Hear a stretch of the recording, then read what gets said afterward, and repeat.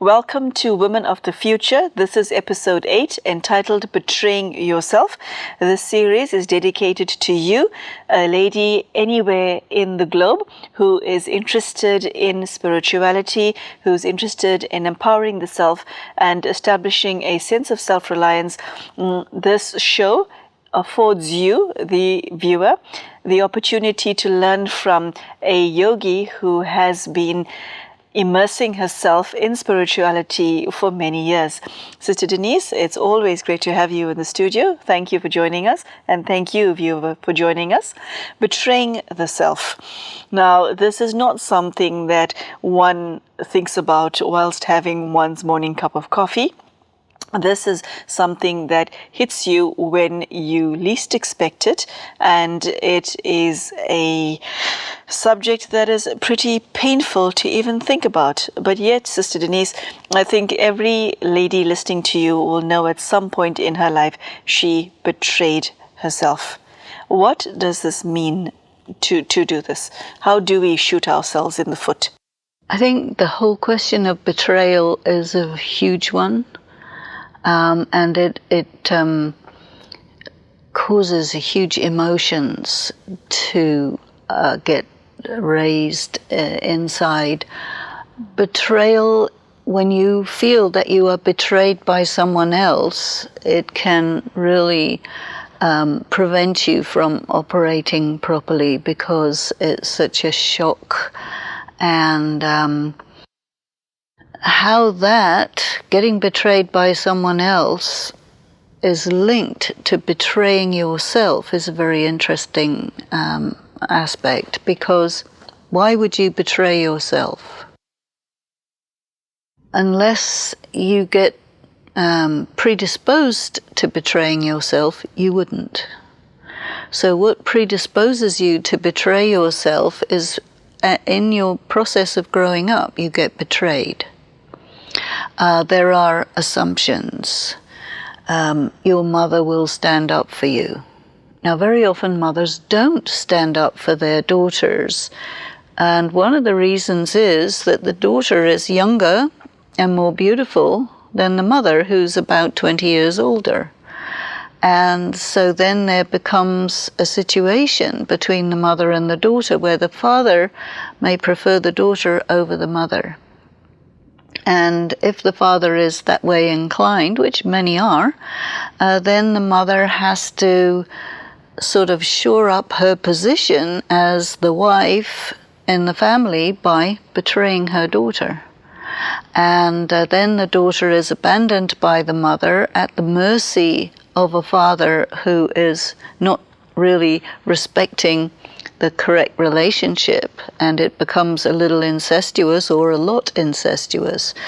And this is all very, very unspoken and denied and so on. But this is one of the setups that produces in a woman the sanskar to betray the self, because you will do to yourself what other people do to you, especially when it's all denied and it's said, no, there's nothing like this. You will do to yourself what others have done to you. So you inherit negative traits?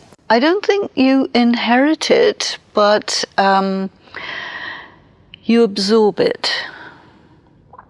Because you see, if someone betrays you and pretends they didn't betray you, you feel betrayed, but you have to pretend, go along with the pretense that you weren't betrayed.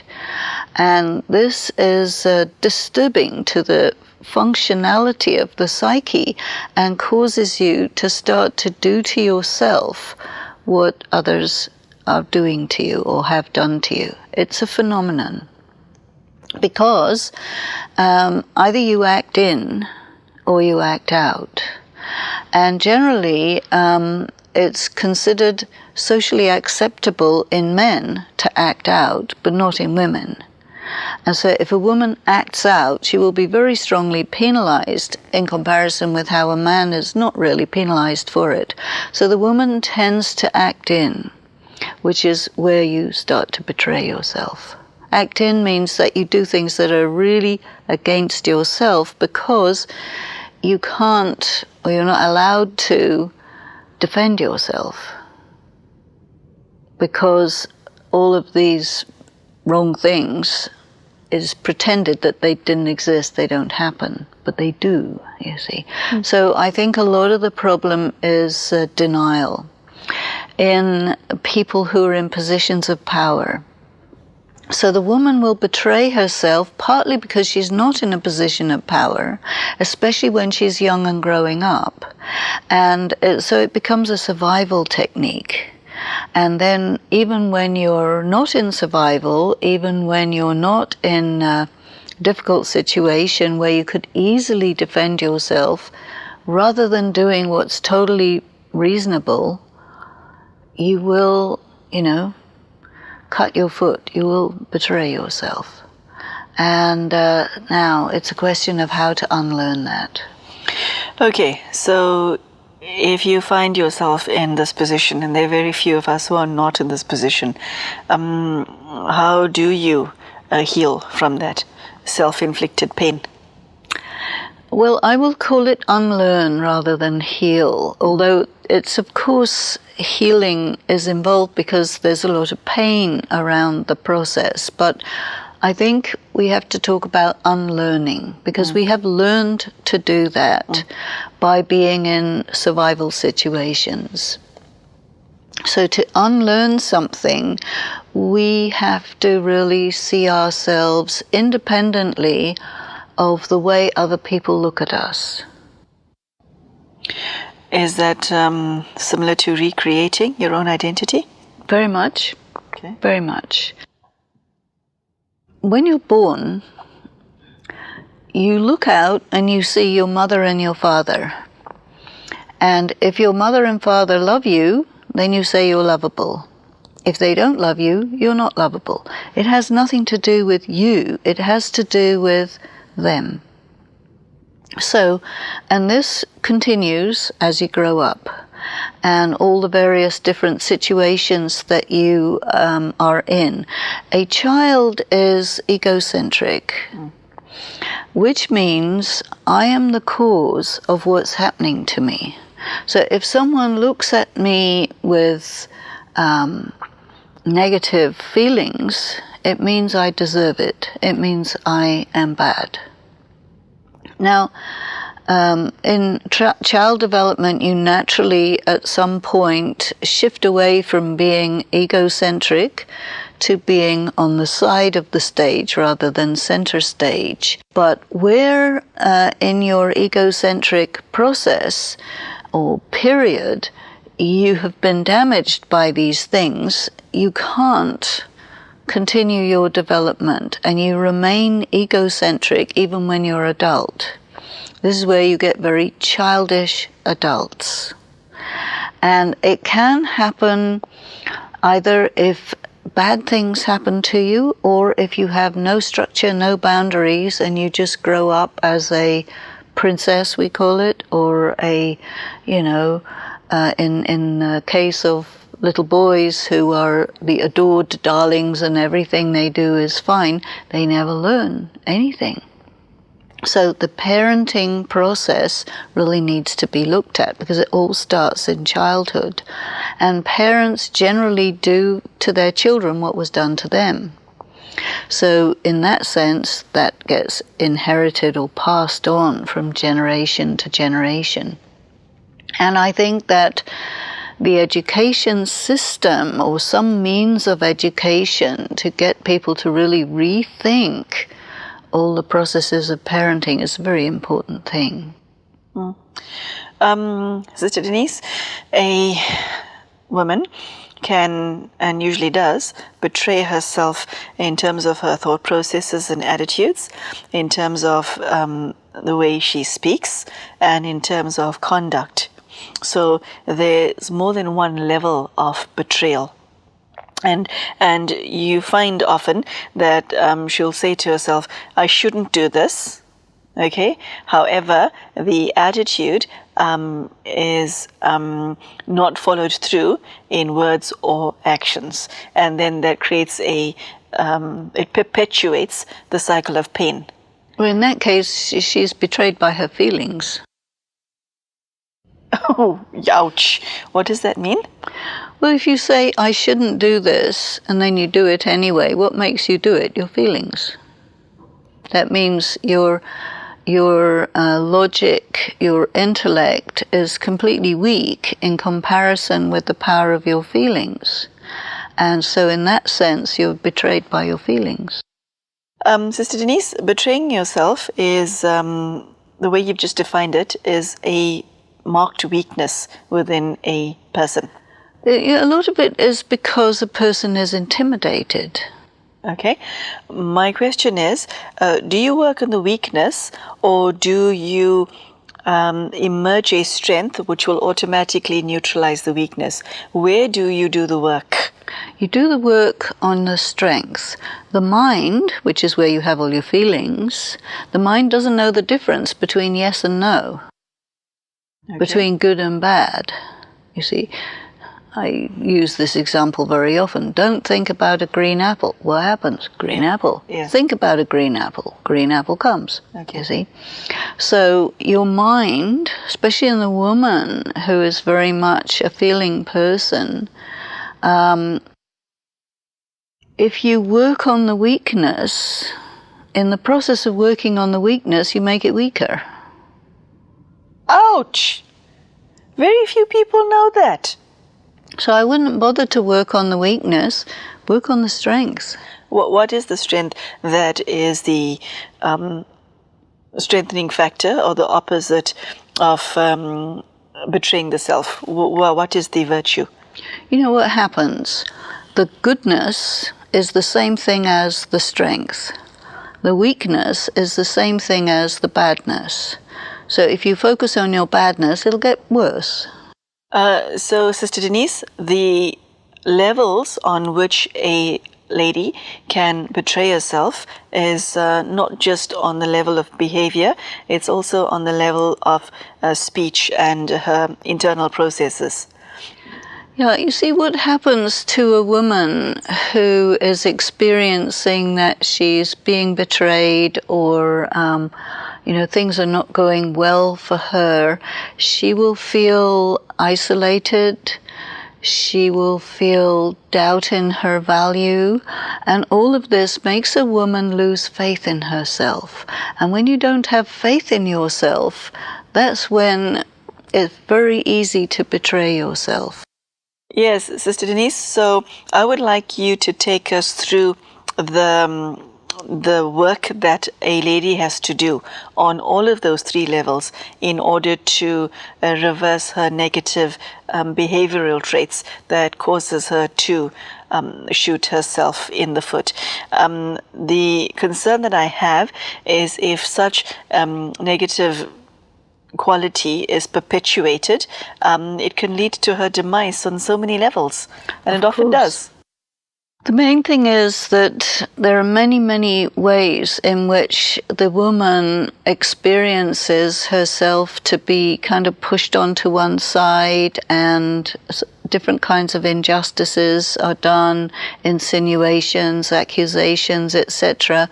So she gets ground down.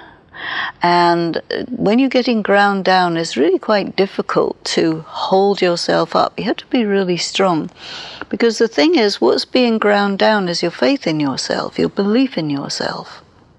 So this is why the most important area to focus in is, I am valuable, I am important, I am true, I am real, and the things that I'm detecting which are getting denied, they're real. So what you're up against is an adversarial situation. And so therefore you have to really make yourself independent of your situation in terms of your feelings, because as soon as your feelings get prompted by your situation, it becomes overwhelming, and this is what makes you shoot yourself in the foot. The difficulty in that is that life is sending you all of these negative messages about who you are and what you are, and it could easily be the people that you love most and the people that surround you most of your life, and yet you have to keep your dignity, and maintain a sense of self that is not influenced by all the negative messages. Probably, if you have a very strong connection with the divine, so that your relationship with the divine is at least equal to and balancing your relationship with life's difficulties, then it's manageable, you see. But if a woman is told, as is done in some places, your husband is your God, your guide, your everything, and very few men can actually live up to that, and many actually go the opposite of it. So it's really the messages that the overall society is giving to women that a woman has to make herself independent of. That is a big task. But I think, again, if you have programs like this which say these things openly, and it starts to become a reality that yourself is important, yourself is valuable, you are okay, your situation may be very difficult, but, being with the Supreme, having access to other sources of support means that difference between being able to handle your situation and not being able to handle it. So Denise, I've seen many examples of women who have achieved amazing successes in their professional lives and yet have some internal issue, either with the relationship or a weakness, that causes them to lose everything. And the reason I'm bringing such an example up is that self-betrayal or self-sabotage is not something that one can see if one is, what you call externally directed. It may be visible to other people, but not visible to you. How can one reach a stage where you're so self-aware that you can see yourself heading down the mountain at breakneck speed? A lot of women do not see that they're in a position of self-inflicted harm. Self-sabotage is a habit, which means that it's happening again and again and again and again. The woman's behavioral pattern, Sister Denise, may be visible to other people. That's causing her to shoot herself in the foot and to sabotage herself, but it may not be visible to her. So how does one recognize that you possess patterns of conduct or speech that are working against you? There's a phenomenon which is going to help in this. When you self-sabotage yourself and you cause your will to collapse around yourself, it's very painful. When you go into silence in that pain, that affords you an opportunity to see it. You get a glimpse of it where you really see what you are doing to destroy yourself. Unless it's really painful, you can't see it. But when it's really painful, you can see it. And so this is not a very pleasant situation, but it is the way. And once you've seen it, you can't not see it, you know it. And then you can start to redress the situation. But you have to take charge of your own life, take charge of your own responses to provocation, and really be creative and do it differently, because it's an option. It's not mandatory that you have to do that. Yeah. I read an expression recently that goes, human beings are such that we will do anything to avoid facing ourselves. And Sister Denise, I understand exactly what you're saying. A certain level of introspection is needed, a certain level of wisdom is needed to come to this point where you put a halt on betraying the self.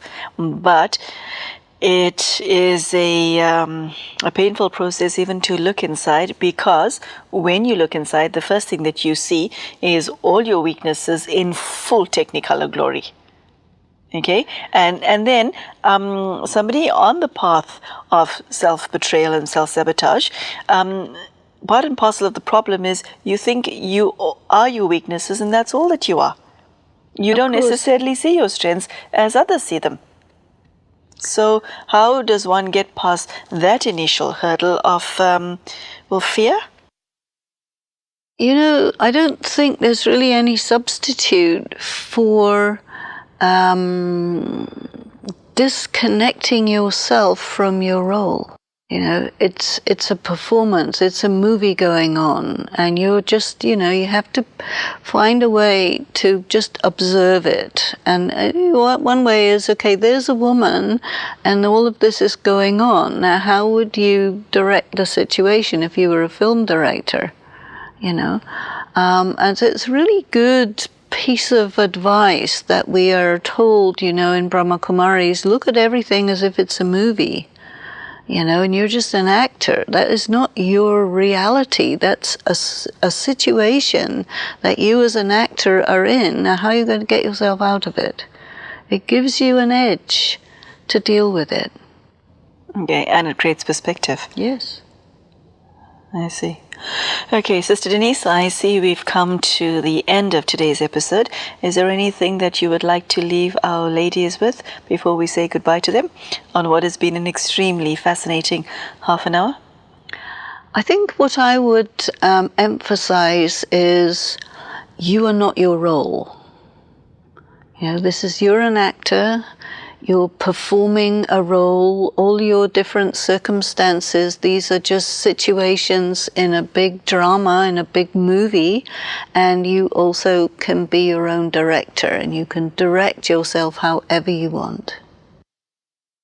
On that powerful note, we will have to say farewell to you at this stage. Betraying yourself or self-sabotage is a topic that one necessarily avoids because it's so painful to even listen to. But Sister Denise has drawn our attention to how important it is that one introspects. One asks oneself some important questions. You look at the way you think, the way you speak, and the way you behave, and ask yourself whether you've internalized any negative patterns or any social attitudes towards yourself that has caused you to shoot yourself in the foot. And Sister Denise has ended today's topic on emphasizing how important it is to play the role of an observer as far as your own life is concerned, to create some distance between yourself and your own life, and to look at it almost from the perspective of a third person in order to put right that which has gone wrong. A very deep and powerful message, and something that I hope has been of value to you. Thank you so much for joining us, and we will see you again soon. Take care. Goodbye.